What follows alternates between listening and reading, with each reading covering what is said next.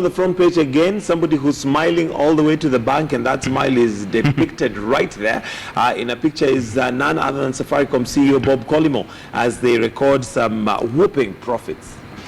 When you look at these profits that they're recording, about 40 billion, and it's not Safaricom alone, including other commercial banks in Kenya, then you begin to wonder what's actually wrong with the economy.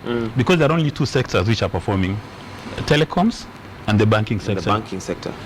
One wonders when organizations like, I mean the major banks, probably not to name names, when they post billions, would it not be prudent for them to tell us in the process how many millionaires have they made?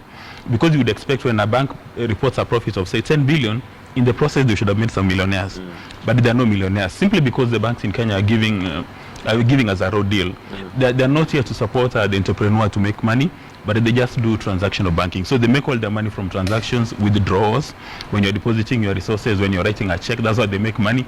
They don't support the economy to grow, because these banks make a fortune out of charging you an interest rate, an average of 25%. And like you've mentioned, one of course questions what's wrong with the economy. When you see such amounts of money being made by a telecom company, there's a lot of money that is, turning around within the country.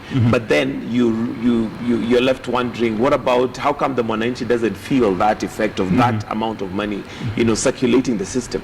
I know these guys are fairly expensive, because on average Safaricom will probably charge you on the lower side 17 shillings for every transaction, and you can imagine how many Kenyans send money. And maybe this is a good time for the National Assembly to look at some of these banks and really work on reducing the interest rates, because it's unacceptable for banks to keep on posting huge profits while their customers are not making money. Because if you borrow say 1 million shillings from a bank, you're expected to return 1.25 million. What business will give you that kind of a margin? Return.